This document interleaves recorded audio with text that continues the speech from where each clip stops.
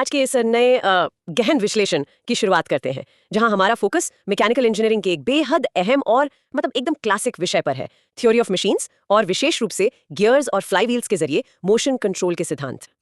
Motion control बहुत ही दिलचस्प topic है। हाँ, जब हम मशीनों की बात करते हैं तो अक्सर सारा ध्यान पावर जनरेशन या इंजन की हॉर्स पावर पर चला जाता है, लेकिन आज का ये विश्लेषण इस विचार के इर्द गिर्द घूमता है कि वो पैदा की गई पावर तब तक बेकार है जब तक उसे पूरी सटीकता के साथ कंट्रोल और ट्रांसमिट न किया जाए। बिल्कुल सही, कंट्रोल और ट्रांसमिट न किया जाए। ये एक ऐसी दुनिया है जहां दांतेदार पहियों की ज्योमेट्री और भारी भरकम रोटेटिंग मास तय करते हैं कि कोई मशीन कितनी स्मूथ चलेगी। हमारे पास जो स्रोत हैं उनके जरिए हमारा मिशन आज यही समझना है। जगह ले जाना, उसकी दिशा बदलना, स्पीड को कम या ज्यादा करना और सबसे महत्वपूर्ण एनर्जी के उतार चढ़ाव को संभालना। ये विश्लेषण इसी मैकेनिकल सिम्फनी को डिकोड करने के बारे में है। चलिए इसे थोड़ा विस्तार से समझते हैं। सबसे पहले गियर्स और उनके पॉजिटिव ड्राइव होने के कंसेप्ट पर बात करते हैं। जब हम पावर ट्रांसमिशन के दूसरे तरीकों को देखते हैं, जैसे बेल्ट ड्राइव या रोप ड्राइव, तो वहां फ्रिक्शन पर बहुत ज्यादा निर्भरता होती है ना? हाँ, फ्रिक्शन यानी घर्षण। और हाई स्पीड या भारी लोड की स्थिति में बेल्स का स्लिप होना एक आम बात है। जिससे मोशन का नुकसान होता है और टाइमिंग गड़बड़ा जाती है। लेकिन गियर्स के साथ ऐसा नहीं है। गियर्स के दांत या टीथ एक दूसरे के साथ इस तरह मैश करते हैं कि स्लिप होने की कोई गुंजाइश ही नहीं होती। यहाँ सबसे दिलचस्प बात यह है कि ये पॉजिटिव ड्राइव सिर्फ पावर लॉस को ही नहीं रोकता, बल्कि ये किनेमैटिक एग्जैक्टनेस को भी सुनिश्चित करता है। और ये सटीकता आती है गियर टीथ की एक विशेष बनावट से, जिसे इनवॉल्यूट प्रोफाइल कहते हैं। बिल्कुल, इनवॉल्यूट प्रोफाइल। इस प्रोफाइल की खूबी यह है कि जब दो गियर्स आपस में मैश करते हैं तो उनके बीच पावर ट्रांसमिट करने वाला जो पॉइंट ऑफ कांटेक्ट है वो हमेशा एक सीधी रेखा में रहता है। मतलब वेलोसिटी रेशो एकदम स्थिर रहता है। सही कहा। अगर ऐसा ना हो तो मशीन में लगातार झटके महसूस होंगे और वाइब्रेशन की वजह से पुर्जे जल्दी टूट जाएंगे। ये इनवॉल्यूट प्रोफाइल वाली बात वाकई उस इंजीनियरिंग को दर्शाती है जो इन सतहों के पीछे छिपी है। अब अगर हम पावर ट्रांसमिशन के अलग अलग परिदृश्यों को देखें तो गियर्स के डिजाइन में भी काफी विविधताएं आती हैं। हाँ, जैसे कि पैरेलल शाफ्ट्स के बीच पावर भेजने के लिए स्पर गियर्स का इस्तेमाल सबसे आम है, जिनके दांत शाफ्ट की धुरी के बिल्कुल समानांतर होते हैं। लेकिन इनकी एक बड़ी खामी यह है कि हाई स्पीड पे जब इनके सीधे दांत एक दूसरे के संपर्क में आते हैं तो वो संपर्क अचानक और पूरी एयर में एक साथ होता है। इस इम्पैक्ट की वजह से भारी शोर और स्ट्रेस पैदा होता है। और इसी शोर और इम्पैक्ट स्ट्रेस को कम करने के लिए हेलिकल गियर्स का रास्ता अपनाया गया। हेलिकल गियर्स में दांत सीधे ना होकर एक विशेष कोण या हेलिक्स एंगल पर कटे होते हैं, जिसका सबसे बड़ा फायदा यह है कि जब दो दांत आपस में मिलते हैं तो संपर्क एक बिंदु से शुरू होकर धीरे धीरे पूरी लाइन तक फैलता है। ये ग्रेजुअल एंगेजमेंट शोर को बहुत कम कर देता है और गियर्स को ज्यादा लोड सहने के लायक भी बनाता है। लेकिन इसके साथ एक नई चुनौती भी जन्म लेती है, एक्शियल थ्रस्ट की चुनौती। एग्जैक्टली, क्योंकि दांत तिरछे होते हैं तो जब गियर्स घूमते हैं वे एक दूसरे को शाफ्ट की दिशा में बाहर की तरफ धकेलने की कोशिश करते हैं। इस थ्रस्ट को संभालने के लिए विशेष थ्रस्ट बियरिंग्स लगानी पड़ती हैं और यहीं पर हेरिंगबोन गियर्स या डबल हेलिकल गियर्स का आविष्कार एक मास्टर स्ट्रोक लगता है। हाँ, क्योंकि एक ही गियर पर दो विपरीत दिशाओं में हेलिक्स एंगल होते हैं जो एक दूसरे के एक्शियल थ्रस्ट को पूरी तरह से कैंसिल कर देते हैं। भारी इंडस्ट्रियल गियरबॉक्स के लिए ये वरदान है। अब शाफ्ट्स के अलाइनमेंट को बदलते हैं। मान लीजिए हमें पावर को 90 डिग्री पर मोड़ना है, तो वहां बेवल गियर्स काम आते हैं। इनका आकार सिलिंड्रिकल ना होकर शंक्वाकार यानी कोनिकल होता है। जैसे कार के रियर एक्सल में मौजूद डिफरेंशियल इंजन से ड्राइव शाफ्ट सीधे पीछे आती है और फिर बेवल गियर उस रोटेशनल फोर्स को 90 डिग्री पर मोड़कर दोनों पहियों तक भेज देता है। बहुत ही सटीक उदाहरण है। और अगर हमें स्पीड को बहुत ही बड़े पैमाने पर कम करना हो तो वर्म एंड वर्म व्हील का कॉन्सेप्ट सामने आता है, जिसमें एक स्क्रू जैसा वर्म और एक गियर होता है।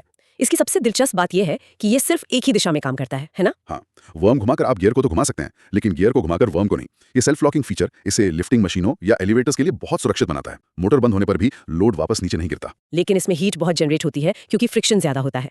खैर, एक और अहम मैकेनिज्म है rack and pinion, rotary motion को सीधी रेखा यानी लीनियर मोशन में बदलने के लिए। ऑटोमोबाइल की स्टीयरिंग प्रणाली इसी पर आधारित है। स्टीयरिंग व्हील जो पिनियन है उसे घुमाते ही रैक दाएं या बाएं खिसकता है। इन तमाम डिजाइन के बीच एक स्टैंडर्डाइजेशन का होना बहुत जरूरी है। कोई भी दो गियर्स आपस में तभी मैश कर सकते हैं जब उनके दांतों का आकार और दूरी एक समान हो। और यहीं पर मॉड्यूल का नियम लागू होता है। मॉड्यूल असल में पिच डायमीटर और दांतों की संख्या का अनुपात है, M/D/T। अगर दो गियर्स का मॉड्यूल समान नहीं है तो वे आपस में काम कर ही नहीं सकते। ये इंटरचेंजेबिलिटी मॉडर्न मैन्युफैक्चरिंग की रीढ़ है। अब गियर्स की इस बुनियादी समझ के बाद एक बहुत ही दिलचस्प पहेली पर आते हैं। स्रोत में दिए गए कंपाउंड गियर ट्रेन के सवाल को देखते हैं। हाँ, ये न्यूमेरिकल प्रॉब्लम श्रोताओं के लिए कंसेप्ट को एकदम क्लियर कर देगी। मान लेते हैं कि हमारे पास एक सिस्टम में 4 गियर्स हैं, A, B, C और D। गियर A हमारा ड्राइवर है जो मोटर से जुड़ा है।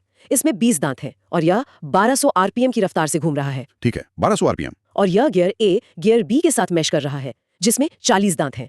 अब यहाँ एक ट्विस्ट है, गियर B और एक तीसरा गियर C दोनों एक ही शाफ्ट पर माउंटेड है। इसे हम कंपाउंड शाफ्ट कहेंगे। मतलब दोनों की स्पीड एक ही होगी। बिल्कुल। गियर C छोटा है, इसमें सिर्फ 15 दांत हैं और अंत में ये गियर C हमारे फाइनल आउटपुट गियर यानी गियर D को घुमा रहा है जिसमें 30 दांत हैं। हमें गियर D की फाइनल स्पीड निकालनी है। इस तरह के गियर ट्रेन का इस्तेमाल लिमिटेड स्पेस में बहुत बड़ा स्पीड रिडक्शन हासिल करने के लिए होता है। इसे हम 2 चरणों में कैलकुलेट कर सकते हैं। पहले चरण में 20 दांतों वाला गियर A ड्राइवर है और 40 दांतों वाला गियर B फॉलोअर है। तो क्योंकि फॉलोअर के दांत दोगुने हैं, उसकी स्पीड आधी हो जाएगी, यानी 1200 आरपीएम से घटकर स्पीड 600 आरपीएम हो गई। सही। और जैसा आपने कहा गियर B और गियर C एक ही शाफ्ट पर हैं, इसलिए गियर C भी 600 आरपीएम पर ही घूम रहा है। अब दूसरे चरण में 15 दांतों वाला गियर सी नया ड्राइवर बन गया है। और वो 30 दांतों वाले गियर डी को घुमा रहा है। यहाँ भी फॉलोअर के दांत दोगुने हैं तो स्पीड फिर से आधी हो जाएगी। 600 का आधा हुआ 300 आरपीएम। एकदम परफेक्ट। इसी लॉजिक को गियर ट्रेन के स्पीड रेशियो फॉर्मूले के जरिए भी एक साथ कैलकुलेट किया जाता है। NA/ND बराबर TB गुणा TD, और इसे डिवाइड करते हैं TA गुणा TC से। तो इन सब का अर्थ क्या निकला? हमने 1200 आरपीएम को घटाकर 300 आरपीएम कर दिया। लेकिन इस स्पीड रिडक्शन का असली फायदा क्या है? यहीं पर टॉर्क मल्टीप्लिकेशन का जादू काम करता है। Law of conservation of energy के अनुसार गियरबॉक्स कोई नई पावर पैदा नहीं करता। इनपुट पावर और आउटपुट पावर लगभग समान रहती है। और पावर असल में स्पीड और टॉर्क का प्रोडक्ट है।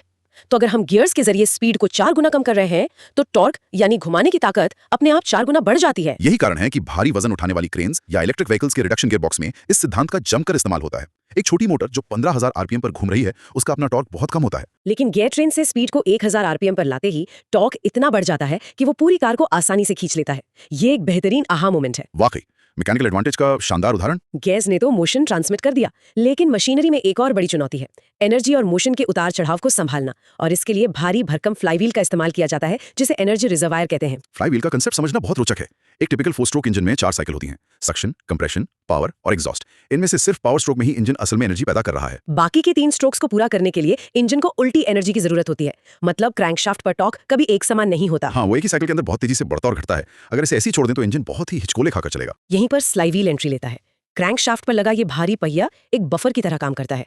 पावर स्ट्रोक के दौरान जब एक्स्ट्रा एनर्जी होती है तो फ्लाईव्हील उसे स्टोर कर लेता है। और कंप्रेशन या एग्जॉस्ट स्ट्रोक में वो स्टोर की हुई एनर्जी वापस क्रैंकशाफ्ट को दे देता है। इससे इंजन की स्पीड में जो फ्लक्चुएशन है वो एक स्वीकार्य सीमा के भीतर रहता है। इसकी वैज्ञानिक गहराई को देखें तो डेल्टा ई का फॉर्मूला आता है, जहां मूवमेंट ऑफ इनर्शिया और एंगुलर वेलोसिटी के स्क्वायर का इस्तेमाल होता है। उस स्पीड के स्क्वायर वाली बात बहुत अहम है। फ्लाईव्हील की स्पीड दुगुना करने पर उसकी एनर्जी स्टोर करने की क्षमता 4 गुना बढ़ जाती है। इसलिए मॉडर्न इंडस्ट्री में हाई स्पीड फ्लाईव्हील्स बनते हैं। जैसे पंचिंग प्रेस मशीन में एक छोटे मोटर से फ्लाईव्हील लगातार घूमता रहता है और फिर एक ही झटके में पूरी काइनेटिक एनर्जी से पंच कर देता है। बिल्कुल, बिना भारी भरकम मोटर के ही काम हो जाता है। यहाँ से बात सच में बहुत दिलचस्प हो जाती है। जब हम मशीनों में गति को नियंत्रित करने की बात करते हैं तो अक्सर 2 कंसेप्ट्स आपस में उलझ जाते हैं, फ्लाईव्हील और गवर्नर। लोगों को लगता है दोनों स्पीड ही तो कंट्रोल कर रहे हैं। अगर हम इसे बड़ी तस्वीर से जोड़कर देखें तो ये उलझन इसलिए है क्योंकि दोनों रोटेशनल स्पीड को स्टेबल रखते हैं, लेकिन उनका टाइम डोमेन अलग है। फ्लाईव्हील एक इंट्रासाइकिल डिवाइस है। मतलब ये एक साइकिल के भीतर के क्षणिक उतार चढ़ाव को संभालता है। बाहरी लोड से इसका कोई लेना देना नहीं है। सही। दूसरी ओर गवर्नर का काम बाहरी लोड में होने वाले बदलावों को मैनेज करना है। अगर पावर प्लांट में जनरेटर पर अचानक लोड बढ़ जाए तो टरबाइन की स्पीड कम होगी। फ्लाईव्हील वहां कुछ नहीं कर सकता। वहां गवर्नर एक्टिवेट होता है। वो इंजन में जाने वाले फ्यूल या स्टीम की सप्लाई को कंट्रोल करता है। लोड बढ़ने पर फ्यूल बढ़ा देता है ताकि इंजन वापस अपनी डिजायर्ड मीन स्पीड पर आ जाए। जेम्स वॉट का सेंट्रीफ्यूगल गवर्नर इसका क्लासिक उदाहरण है। संक्षेप में कहें तो फ्लाईव्हील एक पैसिव शॉक एब्जॉर्बर है और गवर्नर एक एक्टिव मैनेजर है जो बाहर की परिस्थितियों के हिसाब से इंजन की डाइट तय करता है। क्या बात है। इस पूरी चर्चा को अगर हम समेटें तो हमने देखा कि कैसे गियर्स बिना फिसले पावर को सही जगह पहुंचाते हैं और फ्लाईव्हील उस गति के झटकों को संभालकर एक ऊर्जा बैंक की तरह काम करता है। और ये ज्ञान सिर्फ मशीनों के बारे में नहीं है, बल्कि संतुलन और नियंत्रण के उन सिद्धांतों के बारे में है जो इंजीनियरिंग का असली दिल है। बिल्कुल। लेकिन आज के इस विश्लेषण के बाद ये सोचने वाली बात है कि जब गियर्स और फ्लाईव्हील भौतिक रूप से गति को इतने बेहतरीन ढंग से नियंत्रित कर सकते हैं तो आज की आधुनिक कारों और मशीनों में ड्राइव बाय वायर सिस्टम्स और सॉफ्टवेयर पे हमारी बढ़ती निर्भरता का क्या असर हो रहा है? ये एक बहुत बड़ा सवाल है। क्या ये विशुद्ध मैकेनिकल कला धीरे धीरे खत्म हो रही है? इलेक्ट्रॉनिक सेंसर्स 1 मिलीसेकंड में मोटर का टॉर्क एडजस्ट कर लेते हैं। क्या भविष्य की मशीनों में इन भारी भरकम फ्लाईव्हील्स की जगह केवल कुछ कंप्यूटर कोड्स और बैटरियां ले लेंगी? ये वास्तव में आगे की खोज और श्रोताओं के चिंतन के लिए एक बेहतरीन विचार है। क्या क्लासिक मैकेनिकल पुर्जे अपनी प्रासंगिकता खो देंगे या हमेशा बैकबोन बने रहेंगे? इस गहरे विश्लेषण के लिए बस इतना ही। उन अदृश्य इंजीनियरिंग सिम्फनीज पर हमेशा सवाल उठाते रहिए।